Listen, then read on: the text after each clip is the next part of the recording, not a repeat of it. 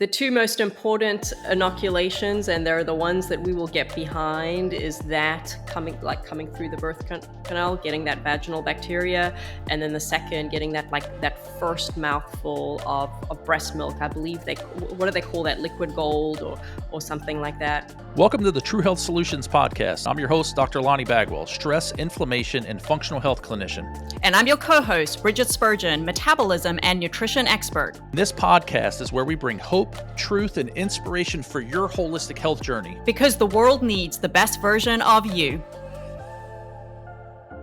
Welcome to True Health Solutions podcast, and I'm your host, Dr. Lonnie Bagwell, here with, as always, I'm Brigitte Spurgeon. The amazing Brigitte Spurgeon. And today we're going to talk about one of our favorite topics. It would be one of our most common topics, whether we wanted it to be or not, whether we're talking about weight loss, whether we're talking about anything under the umbrella of functional nutrition. And we even talk to probably 75% or more of our pain and inflammation patients about it. Today, we're going to talk about the ever popular topic, the GI system, right? The gut. So, and we were just talking pre-show and just reviewing, like just in the last couple of weeks, we can go through probably about a dozen conversations surrounding the GI system, not related to GI labs. And then we could talk about all the patients that we talked to about those labs and such. So popular topic. We're excited. This is definitely going to be a multi-part series. I think we're going to try to get it into just a couple of parts here, but undoubtedly we'll be talking about the GI system throughout the existence of this podcast. So the first thing we were going to kick off with today, first of all, Brigitte, can you share maybe just a single recent conversation that you've had with a patient as it relates to GI, maybe on the weight loss side or metabolically? Yeah, sure. So a recent patient, we were doing some problem solving and some nutrition strategies. And actually, I don't come up with this one too much to this extreme. But this patient has lost the ability to digest and metabolize meat and protein sources. You know, that's a problem. I see it as a problem when someone has to eliminate a macronutrient, especially because that can't be a long-term solution, because if we're taking something out of the diet, now, once again, taking something out for a temporary amount of time for healing purposes is one thing, but having the solution of eliminating it out of your diet for the rest of your life is a problem, because you have to ask yourself, what am I missing out? What nutrients is my body missing out on when I eliminate a whole food group like fats or like proteins, you know, especially these two food groups. And so really in this conversation, we're having the mindset conversation of asking the right questions so that we can find the right solutions. I love working with this particular patient because she is right alongside us. Like, she is tracking, and her decision-making paradigm always brings her to the best outcomes and solutions.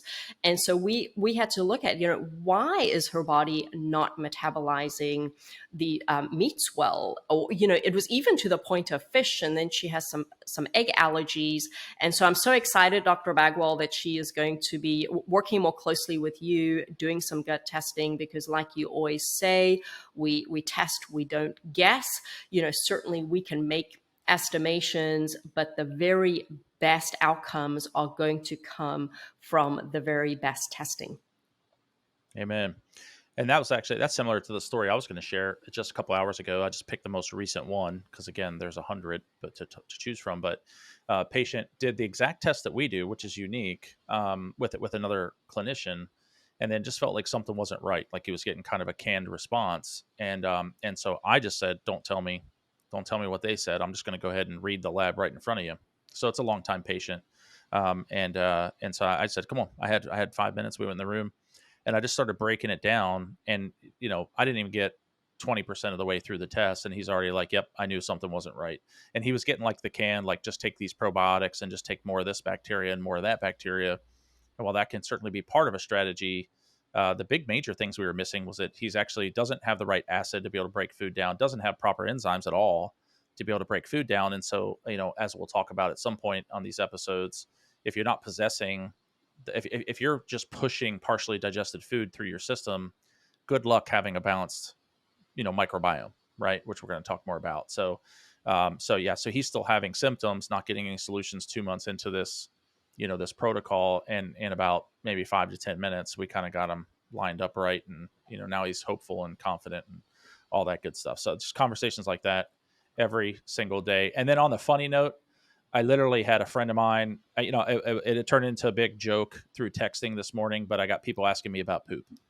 Just a friend. So it's like, we talk about poop every day. It's not taboo. It's science, it's anatomy, physiology, health. It's all that good stuff that we love. So we don't mind talking about it, but every day we're talking about someone's bowel movements. So. Yes, this episode now for our audience, we will let you know this now gives us permission to talk about poop and body functions now for the rest of the life of this podcast. Dr. Bagwell, Absolutely. It reminded me of something you and I have said in the past is, you know the phrase, you are what you eat? Well, we would say you're not so much what you eat as you are what you assimilate. Mm-hmm. That's right. What you break down properly, properly digest, properly absorb, properly turn back into healthy tissue, right? There's a lot of metabolic pathways and digestive pathways that need to be in play for that food, whatever it is that you're consuming, to turn into something good for you. Now, I think everybody generally agrees that food heals, food's healing, food can cause disease, those types of things. But what you just said, yeah, that's the deeper conversation. That's why we test. That we do the right testing. Now we can determine where in that pathway in those 4 major headings is there a malfunction. And I feel like we need to go back and talk a little bit about anatomy, if that's all right, real quick, just in case, because there's going to be people listening that they're like, wait, what are we talking about? The GI system, and so just simply put, it's from the mouth to your backside, right? Just from all the way from the food going in to the food coming out, and everywhere that food and those nutrients, macronutrients, touch all along the way. And so that's what we're talking about, the GI system. Simply, it's the mouth, the esophagus, which goes into the stomach. And then you have those organs that are around the stomach there, the pancreas, which is contributing enzymes, the liver, which is producing bile, the gallbladder that stores the bile. Of course, there's all twists and turns and sphincters and stuff like that need to be operating properly. That goes into the small intestine, into the large intestine, colon. And then, of course, waste would then pass on to the toilet. And so, at the end of the day, that's the anatomy that we're talking about. And then another, I think, good thing to define, and this where stuff gets really exciting, like with our understanding of the microbiome, because people probably heard that a lot, but what does that even mean? And frankly, it can be a little complex to talk about. But what we're really talking about is all of the bacteria that exist on or in our body. And with that said, we really aren't even just talking about the GI bacteria. We're actually also talking about bacteria that's on our skin and our lungs and our nasal passages, right? So there's bacteria all around us and all over us that we have a symbiotic relationship with. And so we have some pretty amazing statistics around that, don't we? Yep. So here's an amazing fact. So most people, when they think about genetics, they think about, the fact that I look like I do and Brigitte, you look like you do right now. And, that's a product of our genetics, right? Human genetics, the human genome. And I have some background in that. I have some studies in genetics, and then I actually worked with some labs that worked on the Human Genome Project, right? And so what we ultimately have discovered when it comes to genetics is that 99.9% of yours and my genome are identical, which is crazy, right? Like, look what a difference 0.1% can make, right? When it comes to what we look like and other, predisposing factors of our again, anatomy, physiology, and health. And I can't ever talk about that without just reminding people it's not related to the gut directly, but we have the same genetic code for heart disease that they do in Okinawa, yet Okinawa might have the lowest rate of heart disease per capita of any culture in the history of the world, and we have the highest, right? So my point in saying that, there has to be something different, right? There has to be something that has contributed to those statistics to be so radically different. And so, and we've hypothesized that it'd be a lot of different things. But here's the other crazy thing that and if I'm being honest, we just learned this right before the show. This isn't something that I even knew. We were researching, and it said that 80 to 90% of the DNA associated with our microbiome is different. So while we're 99.9% the same human genome, we could be as much as 90% completely different when it comes to the biome. And what's amazing about that is that when you know how much your microbiome is linked to all the different aspects of your health, it just starts to make sense about how we can have the healthiest people on the planet and the sickest people on the planet literally in the same room at the same time, with our genetics, genome-wise, human genome-wise, being the same. Another thing that's amazing is that a lot of people know that their microbiome is actually linked to their immune system, and so 80% of your immune system, 85, 90%, somewhere in that range, depending on what studies you're looking at, of your immune system resides in the microbiome. So a lot of people know it is the immune system. Most people don't realize that it's 80 to 90% of your immune function comes out of your microbiome. And then something that very few people know, but I do talk about this a lot with patients, especially if they're experiencing things like depression and they're wanting to know, why are we running, stool testing? And that's because 95% of your serotonin is actually produced in the gut. So if you don't have a healthy gut, then there's no way for that neurotransmitter to get up there, that feel good, neurotransmitter to be able to help you feel good, right? And so anyway, so a little bit of kind of those amazing statistics that just I hope people that are listening to this right now are getting like the excitement about this, because look here, when you hear those kind of stats, that means that there's a lot of explanation around the corner, maybe for some of people's health concerns, but also opportunity is the word that comes to mind. So if there's something that is so profoundly impactful on my health, I better pay attention. Absolutely. 100%. That's where my head goes anyway. So most people aren't aware of the diseases that stem from an imbalanced microbiome. And so one of the most obvious diseases is something that you deal with, obviously primary thing that we focus on as a part of the Optiburn Pro program. But what's the number one condition that we'll see come out metabolically because of an imbalanced microbiome? So, we can see multiple things, certainly with that, but with metabolic diseases, you're looking at insulin resistance and diabetes. You're certainly looking at inflammatory conditions, even the cancers, right? And, then even, and we'll talk about this on a future episode, when you're looking at leaky gut, then you're getting into all the autoimmune diseases really stem from that. But then also, I think a lot of people don't tie these together, are, the food sensitivities and the inflammation that comes from that. And then obviously you have the obvious digestive issues and the acid reflux and acidity, pH balance in the body, all stem from this microbiome disruption. Absolutely. Liver disease, right? Atherosclerosis. One thing that's interesting is like as fatty liver disease. There was a time probably 20 years ago, 15 years ago, where people, if you said that, they would say, "Oh, must be an alcoholic," right? Sure. Like, right? That was like that was like a taboo thing to say or think, right?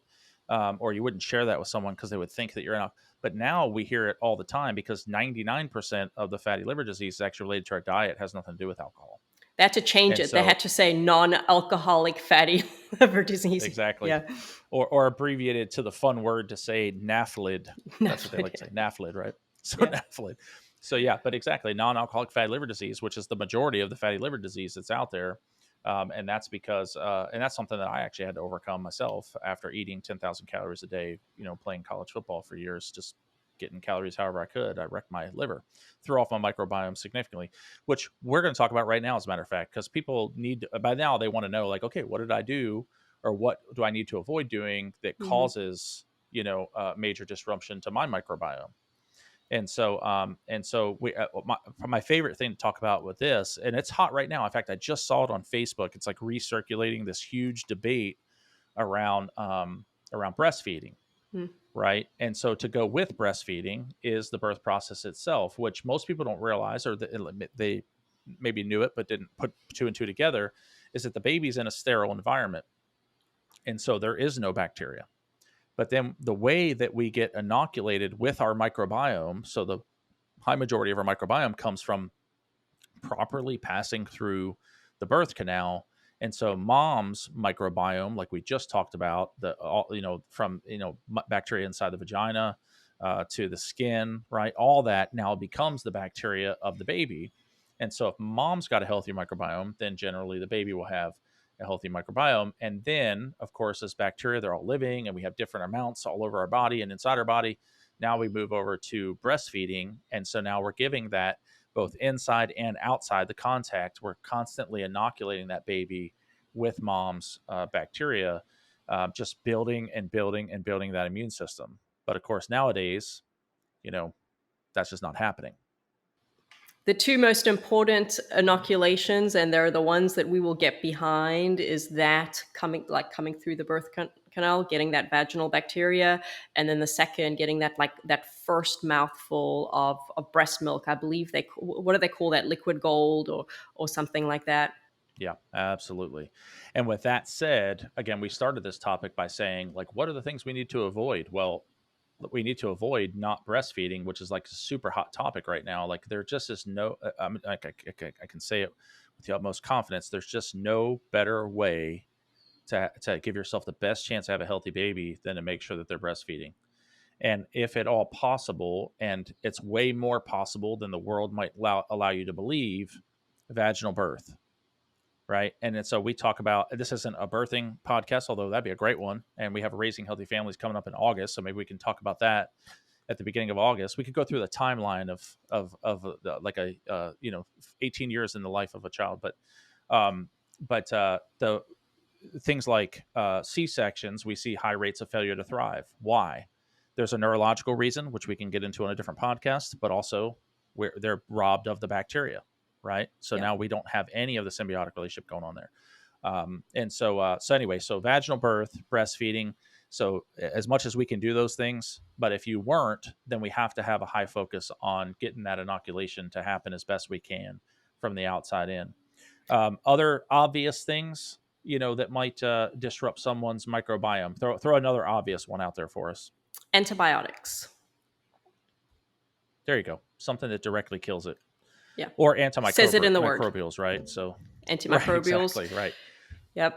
And it's just so interesting because, like, to me, it's just so logical that because I know that we need the healthy bacteria. So why would I do something to kill bacteria? So I've actually never been one, like never, ever, ever used the antibacterial hand soaps, like the hand sanitizers and things like that. And I'm not sure if I've shared this on a podcast before, but probably I have. Yes, I shared it on the last podcast. I have not taken antibiotics outside of one time with my knee, and that's my now, could I be in a life-threatening situation where that might be necessary? Maybe at some point in my life, but I will. It would take a lot for me to take an antibiotic, and for that same purpose, I'm not going to eat. Chickens that have been given antibiotics, because then the antibiotics in the chicken's going to affect my gut. Yeah, people don't think about that, do they? And then the water we drink, right? We could get into that, how our filtration can't filter out a lot of that stuff. And so it's too small and passes through into our water supply, right? Yeah. So a lot of people say, I haven't taken antibiotics, but if they haven't taken other measures, they probably still got antibiotics. Sure. Or at least the chemical constituents of it, right? Sure. And then another thing related to foods, we talked about this was artificial sweetener. Mm-hmm. So you had looked this up, and which one was it specifically that had the antibiotic? Yeah, so it's specifically the Splenda brand, which is the acesulfame, potassium, and sucralose combo. And so I just seen the research on that a few years ago, and it's so interesting when like new sweeteners are coming on the market. It's so hard because we need to say this about new drugs on the market, like when you haven't seen, or a new vaccine on the market, when you haven't seen the studies from years down the road, you just don't know. Because I remember, Right. researching Splenda when it was new on the market. I could literally, actually, I could draw out the biochemistry, the organic chemistry.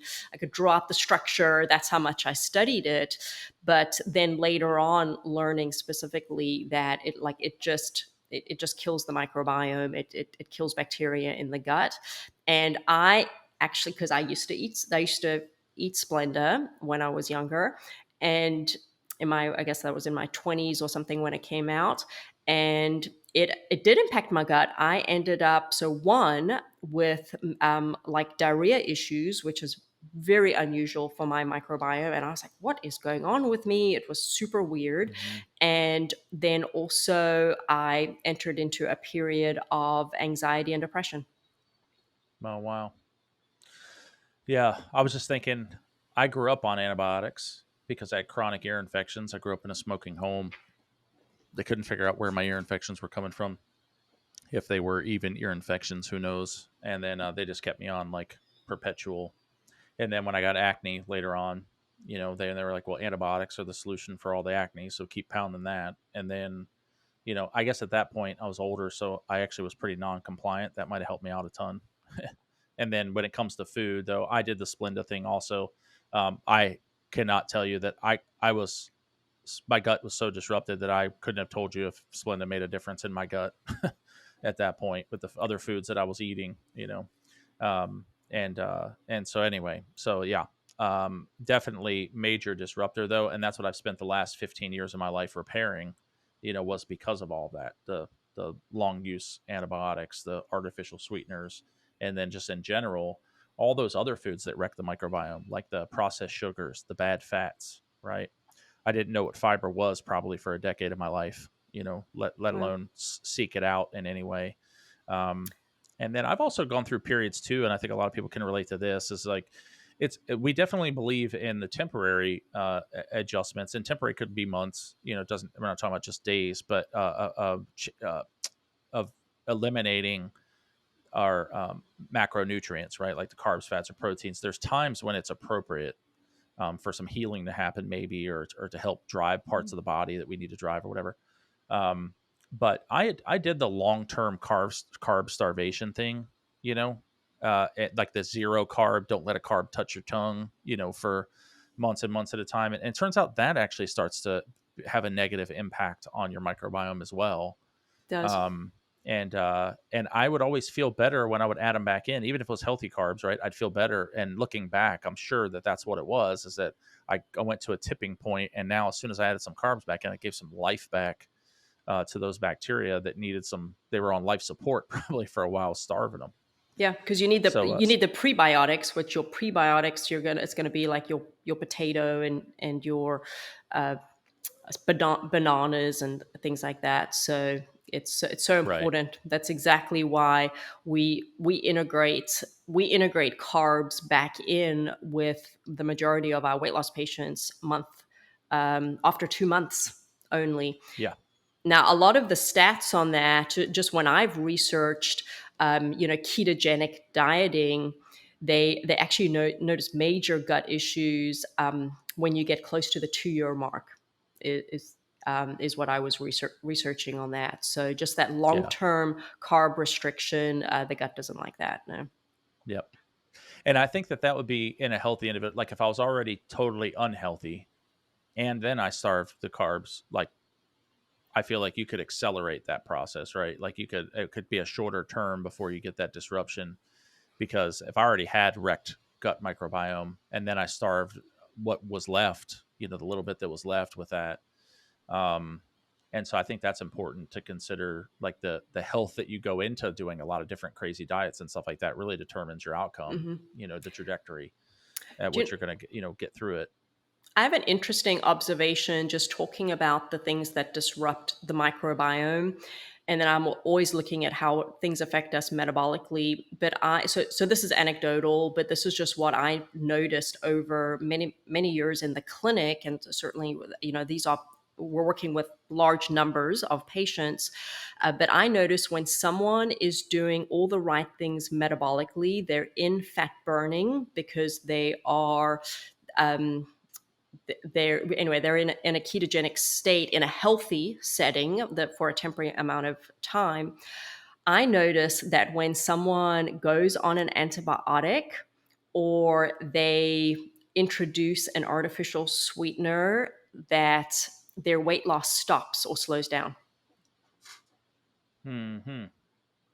Yep. And the same thing with even using like chicken that has antibiotics in it. So I remember having this patient, we couldn't figure out, like, her weight loss was just such a pattern that you could just look at her journal pages and it was a pattern. And then suddenly she gained a pound and like nothing had changed in her journal and I couldn't figure it out.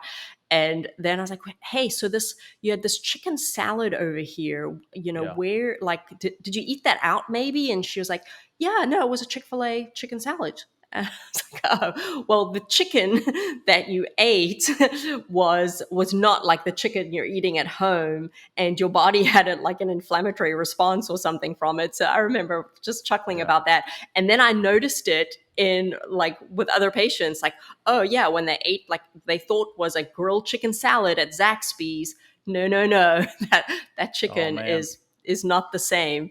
And so it's been so interesting to see that just clinically, with like the big thing with the antibiotics, it is like it's almost like when someone's doctor puts them on antibiotic, I'm like, oh no, like their weight loss is going to stall out, and then we've got to like fix it. And yeah, right. Great examples, absolutely fantastic examples of how our diet really manipulates the microbiome, but also how this stuff that the outside in stuff, the inorganic stuff, just finds its way. Because this is like our job is to be problem solvers, right? That's what we do on a daily basis with patients, and so these are this stuff we've realized over the years that are just major disruptors to health in general. There's all kinds of these things, which is what we're talking about in the podcast, right? The other stuff that affects microbiome that people don't think about: sedentary lifestyle. So when you increase your metabolism, then you're increasing the demand that's put on the microbiome, on those bacteria. So just like, I mean, literally, it's like exercising a muscle. Like if you're putting zero demand on it, then the sedentary lifestyle becomes a sedentary microbiome. But when you're actually putting demand on that microbiome, then it will respond as it was designed, and and obviously grow and multiply and do its job, as needed. That could even be said to some degree as far as the immune system, right? So even like just being exposed to things. So for example, when we travel, with that actually disrupts the microbiome, but can be a good thing. And so like we kind of want it to flex its muscle without something infectious happening, right? And so that microbiome, it might take some transitional time. You might go through Montezuma's Revenge or whatever, right? But then as our body now adapts and the microbiome kind of shifts to the new types of foods, the new spices, the new fats, the whatever it might be, then now it's ready for you, and now your immune system's back at peak performance. I think So travel. Think about the word hormesis, right? So where we actually do want to have stressors. We don't want to eliminate, we don't want to live in a world of comfort. We want to have little stressors on our body because that's what keeps our body fit and keeps it working out. So with the immune system, we don't want to be in a sterile environment. We want our immune system to practice being like exposed in small doses to pathogens. Like we Right. we don't want to live in a bubble from viruses. We don't, we want to be exposed to the dirt. Right. Which and on a smaller, I guess, simpler scale, even, it's like we don't want you to eat the exact same thing every single day, right? You don't eat chicken for lunch, chicken for dinner, like every single day, and never introduce, we like diet variability, right? Eating the seasons, eating different food groups, that kind of thing, right? And then lastly, I'd be remiss if I didn't say one of the top causes of messing up the microbiome. It's a direct and an indirect hit. It's the cause of 21st century disease. And if we know that majority of the diseases we experience run through the microbiome, it kind of speaks to the intimacy at which our biome is related to our stress. And so stress, literally getting into a sympathetic or fight, flight dominant state means that we can't properly be in rest, digest, recover state. Like we just can't have both. And we'll talk about a little bit more about this in a minute, and as it relates to the vagus nerve. But stress just really suppresses the microbiome. It shuts it down. It stops digestion. Now, again, you're trying to push partially digested foods through your small intestine, just causing overgrowth of bad bacteria, suppression of growth and functionality of healthy bacteria. So stress just is a doozy, when it comes to the microbiome.